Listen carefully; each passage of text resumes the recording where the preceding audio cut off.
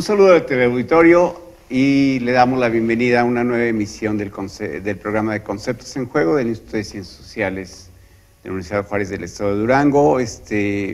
Hola Joaquín, hola Alejandro, un saludo a Elizabeth, que ahora no nos acompaña por motivos extralaborales, ¿verdad? Pero aquí estamos de nuevo.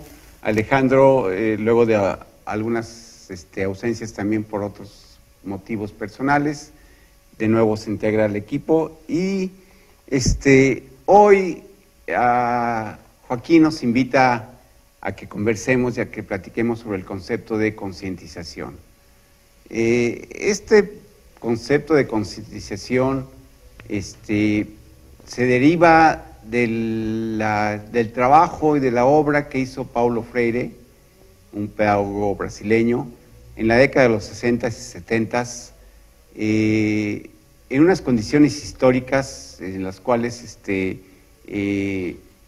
estaban llevando a cabo luchas de liberación nacional en algunos lugares del mundo para terminar con el régimen neocolonialista, pero también se estaban llevando a cabo luchas por un cambio social, una transformación social en varios países de América Latina. Consideramos que las condiciones en las cuales trabajó Freire y desarrolló toda su pedagogía del oprimido, como le llamó él, no han cambiado, siguen siendo las mismas y los oprimidos no han logrado constituirse como una fuerza transformadora de la sociedad, y esto nos invita a reflexionar sobre lo que sería la concientización. Sí, bueno, es importante tener en cuenta que la concienciación o concientización es un concepto ubicable en el espacio y el tiempo, como bien mencionabas, por este pedagogo brasileño y filósofo, si se me permite, donde él es la punta del iceberg de toda una generación de constructivistas, de personas que estaban trabajando por una transformación social.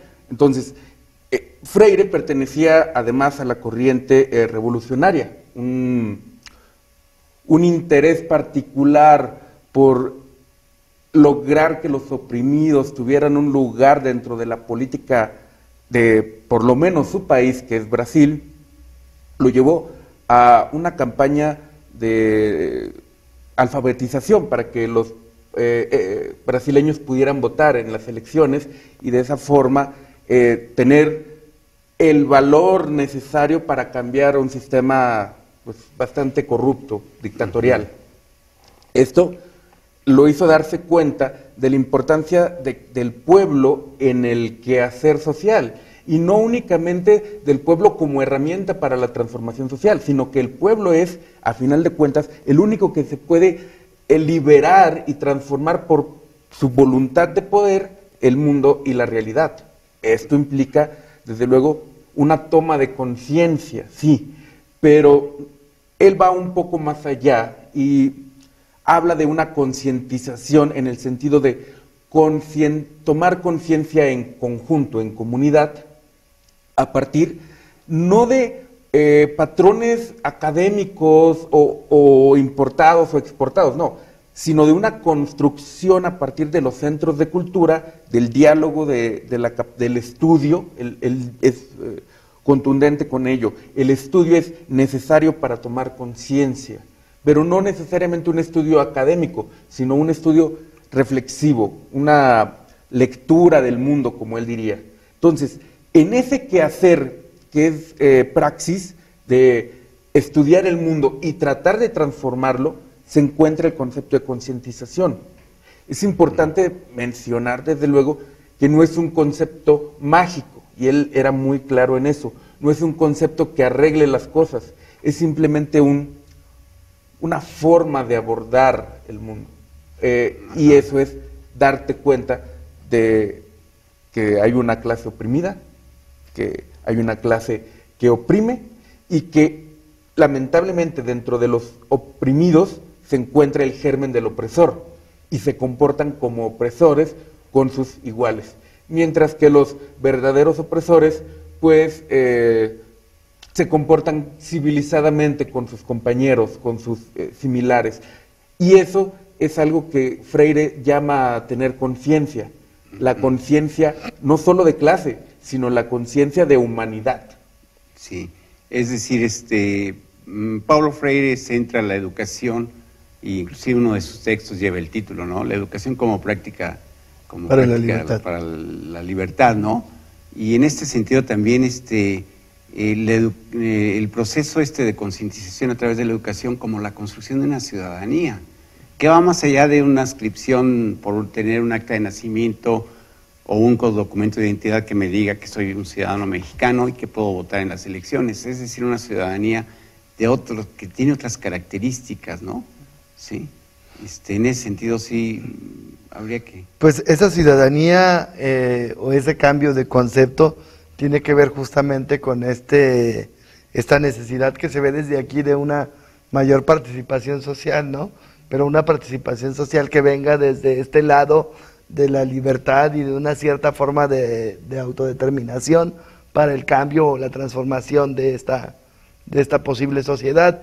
O sea, yo creo que este cambio de la idea de conciencia, de una idea de conciencia que teníamos de hace mucho, que podía ser una cosa meramente intelectual, se transforma en algo ético, ¿no? En la posibilidad de una acción, como dice Joaquín, una acción que al final va a tener una consecuencia sobre una sociedad. Y eso justamente cuando uno platica como profesor, por ejemplo, de ética, ¿no? Que platica uno sobre la ciudadanía, hay esta idea, Héctor, de que la ciudadanía se limita a ejercer un voto, por ejemplo. Se limita a esta única posibilidad de... Y tú dices, bueno, pues eso sí, en el papel y a lo mejor legalmente se cumple, pero más allá de, hay que empezar a preguntarnos en dónde estamos y qué más podemos hacer por la sociedad, por esta evolución de las ideas de la cultura y cómo estas ideas van a tener una repercusión en una idea de transformación y en una idea de libertad. Después dirían otros teóricos hablar de emancipación desde estos mismos, ¿no? Desde estos términos como de transformación, y creo que todo esto viene a ser muy importante porque nosotros podemos estar pasivos viendo cómo evoluciona la sociedad, pero ¿por qué estamos hablando de esto ahora?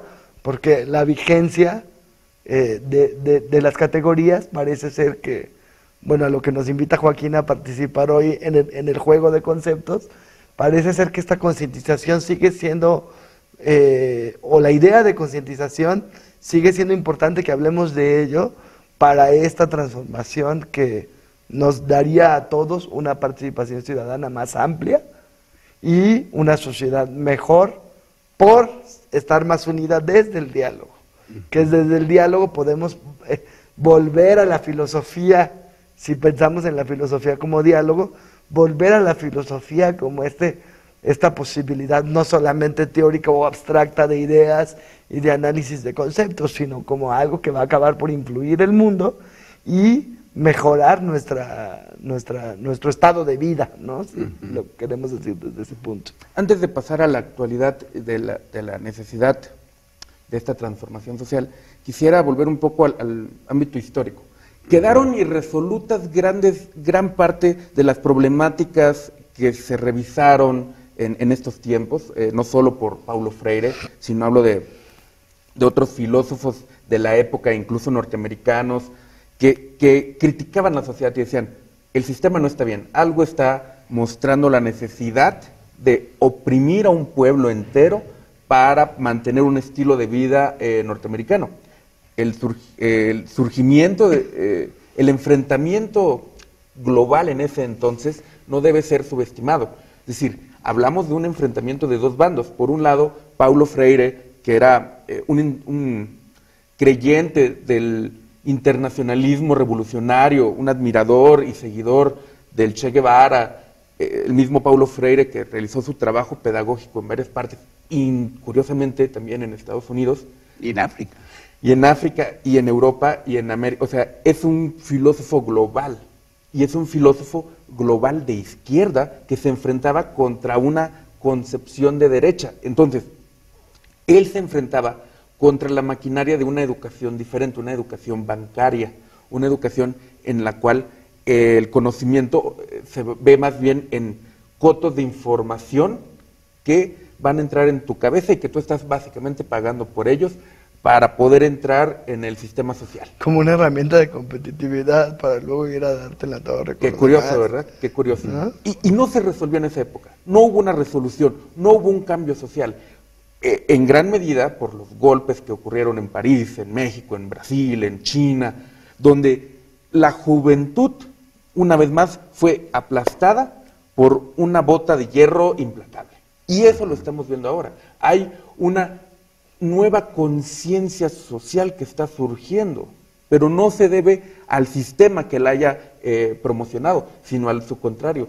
Viene una resistencia, y esta resistencia que aparece en la crisis es una resistencia revolucionaria, todavía no consciente de su necesidad revolucionaria, pero sí consciente de que ya no puede tolerarse un mismo estado de cosas. Ajá. Bueno, quizás a lo mejor ya trayendo la actualidad, la experiencia de estos días de la elección en el Estado de México, quizá mostraría la necesidad de llevar a cabo estas prácticas basadas, recobrando lo que planteaba Freire, quizá adecuándole otras cuestiones, pero la necesidad para la construcción de una ciudadanía y de una democracia participativa, porque finalmente la izquierda, la oposición ha perdido, y no se diga en México, ha perdido ese impulso cuestionador crítico y se ha plegado a una recolección de votos a favor de un candidato.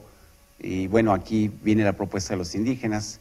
Creo que esto sería cuestión de abordarlo en el siguiente bloque, porque ahorita ya nos vamos a ir a una pausa.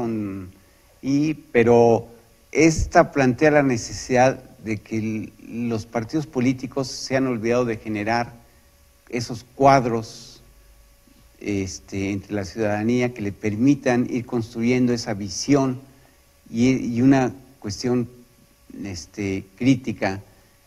Tú hablas de alfabetización.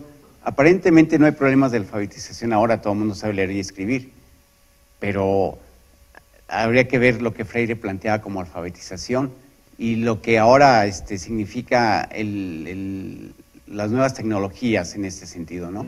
Los invitamos a que continúen con nosotros platicando y charlando acerca de concientización. Regresamos en un momento.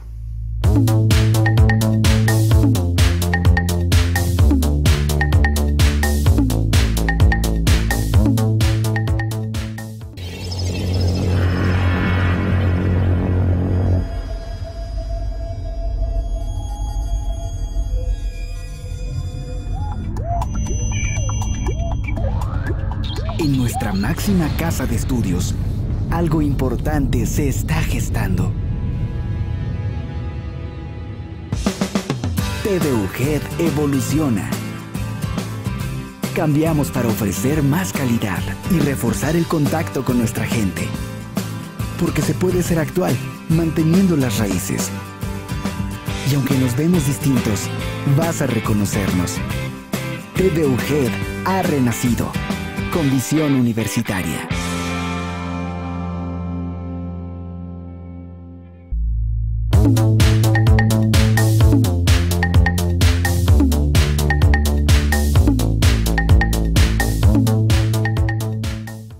Estamos de regreso en Conceptos en Juego y estamos charlando acerca de lo que es la concientización. Habíamos quedado algunos puntos pendientes y bueno, recuperemos la conversación en ese sentido de cómo el sentido de alfabetización de Freire va más allá de una alfabetización que se limita nada más a aprender a leer y escribir.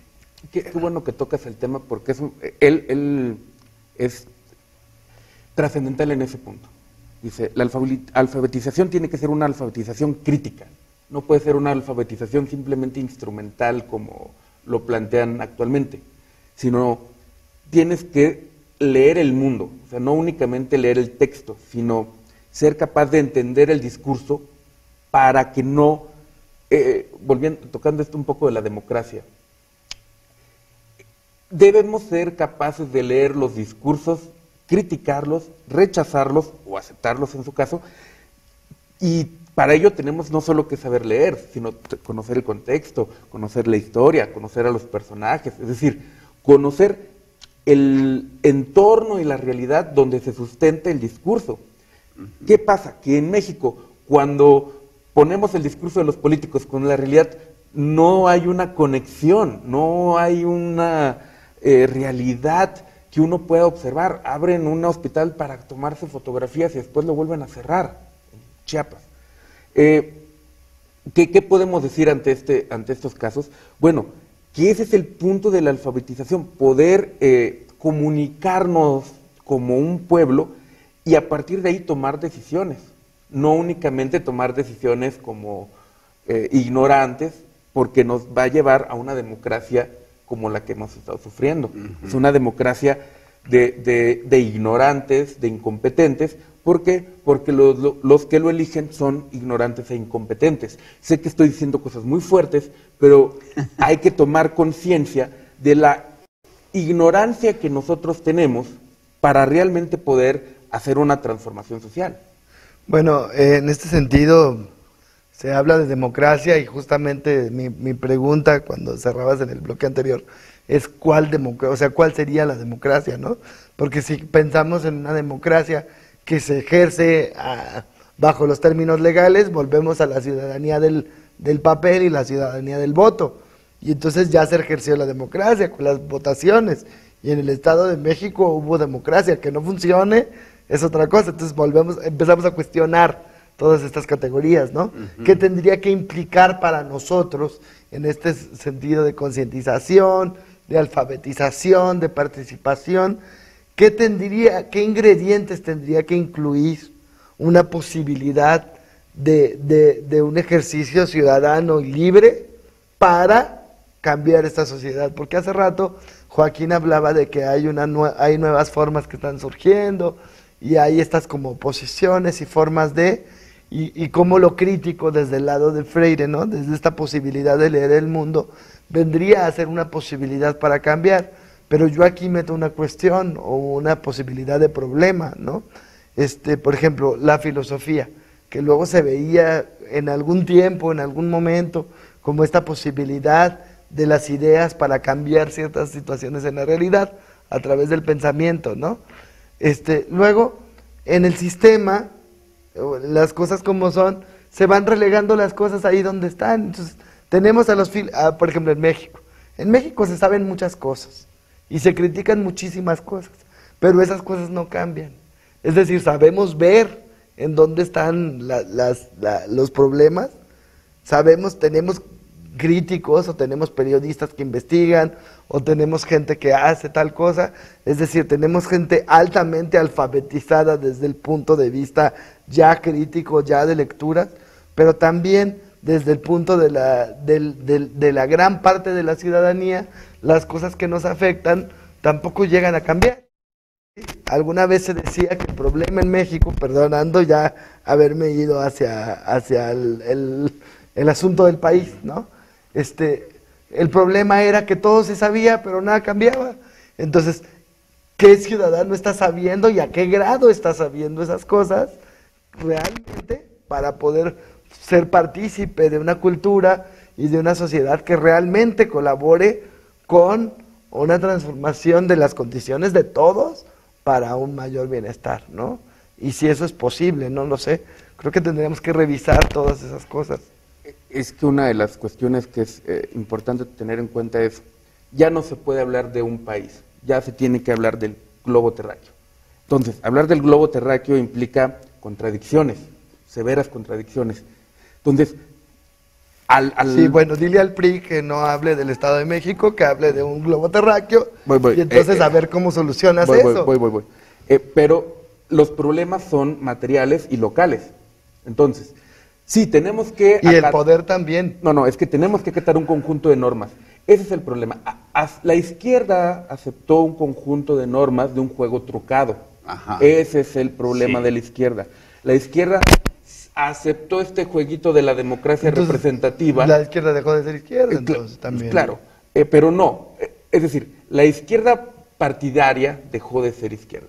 Los grupos de izquierda que se mantienen, estas personas críticas que te refieres, estaban pues en universidades, en localidades, bien ubicables, es decir, en lo local.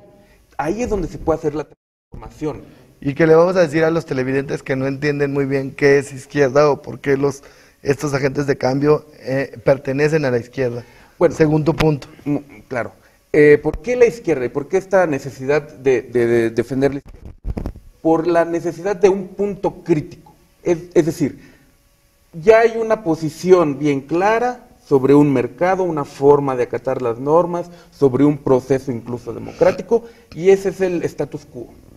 Hay que cambiarlo. Hay un nombre para eso y es un nombre utilizado, si quieres, en exceso y que puede ser incluso cambiado por otro concepto. Este concepto es la izquierda.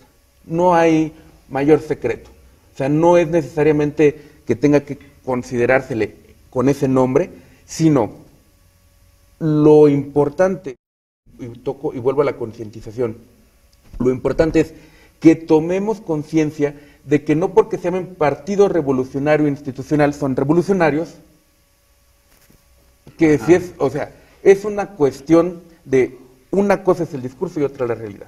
Sí, bueno, pero en estos términos nada más aquí- yo acoto aquí una terminología. Joaquín, creo, está tratando de llegar a una idea de lo revolucionario desde la generación de la conciencia. No, gente, hay quien piensa inmediatamente en que andan incitando a todo, ¿no? Y así. Bueno, ¿desde qué punto? Justamente por eso trataba yo de acotar. Sí, o sea, se está hablando otra vez de esta posibilidad de criticar la realidad como es, ¿no? Sí. El concepto de izquierda, quizá tú también te estés yendo por el lado, Alejandro, de que la izquierda, con esa izquierda representada por una grupúsculos que se han amafiado y que se han vinculado a esa maquinaria democracia electorera, pero que no tiene nada que ver con las visiones de una izquierda revolucionaria, ¿no? Es decir, el hablar de izquierda es hablar de aquellos grupos, posiciones, individuos, sujetos colectivos, individuales, que mantienen una posición crítica frente a lo establecido.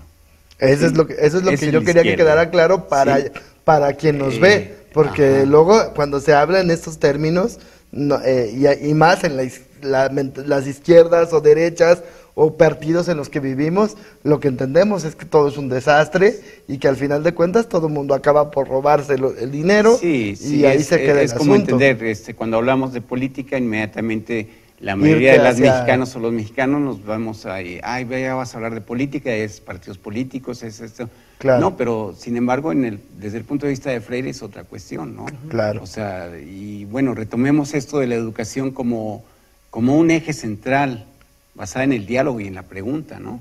Como un eje central en la educación para una liberación y una transformación en una sociedad más igualitaria, más equitativa. Y en ese sentido, bueno, vemos cómo, por ejemplo, podríamos decir que políticamente, desde el punto de vista de Freire, en México somos un país analfabeta, ¿sí? Sin duda. Se enseña a leer y En el escribir. nivel en el que se habla. Se enseña a leer y escribir, pero ¿para qué se utiliza ese saber de leer y escribir? Para leer el anuncio de Coca-Cola, para escuchar y ver los anuncios de comerciales en televisión, es decir, para ver este mundo como algo muy naturalizado, como algo dado. Sí. Pero aquí se los dejo. Se trataría de una alfabetización instrumental, ¿no? O sea, yo enseño a leer para mis fines, no para la liberación de esa persona, ni para el ejercicio del pensamiento libre de esa persona, sino para que a mí me sirva, si lo enseño a leer, pero no a leer críticamente o a leer con el pensamiento, yo voy a poder seguirlo manteniendo en una cuestión de a lo que a mí me convenga, ¿no? Es que Freire habla de la necesidad de ser conscientes, pero también de ser esperanzados. O sea, de Sí, afrontar la realidad de decir, vivimos en un país analfabeta, lo siento, o sea, hay analfabetismo en el país todavía, sí. Así es sencillo. Hay analfabetismo funcional, que es ese analfabetismo que pueden leer un texto pero no lo entienden, y ese es el analfabetismo al que probablemente nos estemos refiriendo, pero es importante entender que la educación es ir al fondo, y eso implica contrastar la realidad, ver que estamos en un estado bastante delicado y que tenemos que afrontarlo. No podemos simplemente quedarnos con el sufrimiento y la impotencia, y por eso hablo de una necesidad de un pensamiento revolucionario, es decir, de un pensamiento crítico que transforme el quehacer, porque eso es la revolución, cambio. No estoy hablando de una revolución violenta y guerra, estoy hablando de un cambio de paradigma. Ajá, bien. Pues al teleauditorio los invitamos a que revisen la obra de Paulo Freire. Es de una amplia difusión, tiene algunos textos, Pedagogía del Oprimido, educación como práctica de la libertad. Muchas cartas, varias entrevistas, muy bueno. Sí, y esto le permitirá comprender por qué un modelo educativo que nos quieren implantar está totalmente fuera de la realidad. Muchas gracias por acompañarnos en esta emisión de Conceptos en Juego y los esperamos en el siguiente programa. Hasta luego.